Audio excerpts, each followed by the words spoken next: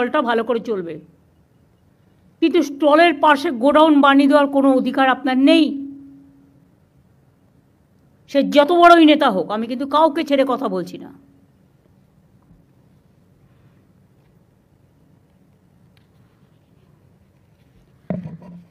আমরা হকারদের জীবন এবং জীবিকা সুরক্ষিত রেখে যাতে সাধারণ মানুষ তাদের হয়রানি কমানো যায় অনেক স্টেপ নিয়েছি আগেই।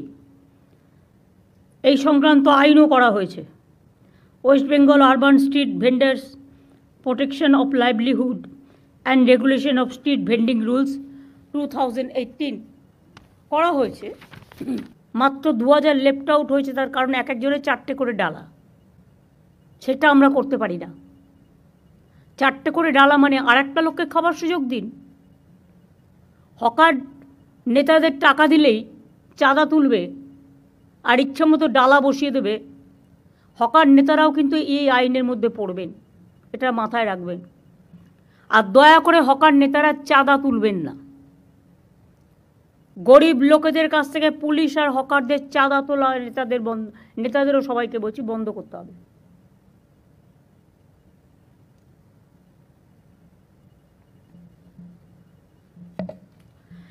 दोस्तों, इकरा उर्दू न्यूज़ में आपका स्वागत है। मैं हूं हैदर अली। लोकसभा चुनाव से पहले और लोकसभा चुनाव के बाद बदलते सियासी चेहरे।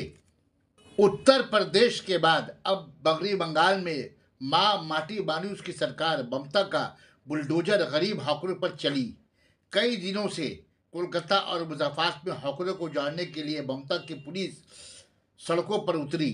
डल्लब ब्रिज के करीब जबरदस्ती हॉकर कब्जा दुकानों को उजाड़ने पुलिस पहुंची, जहां एक तरफ नवनों में बैठकर वज़ीर आला ममता बनर्जी हॉकरों की हिमायत में बात करती हैं और दूसरी तरफ हॉकर्स और तृणमूल कर्मियों के खिलाफ बात करती नजर आ रही हैं और हॉकरों को जानने की हिदायत जारी करती हैं।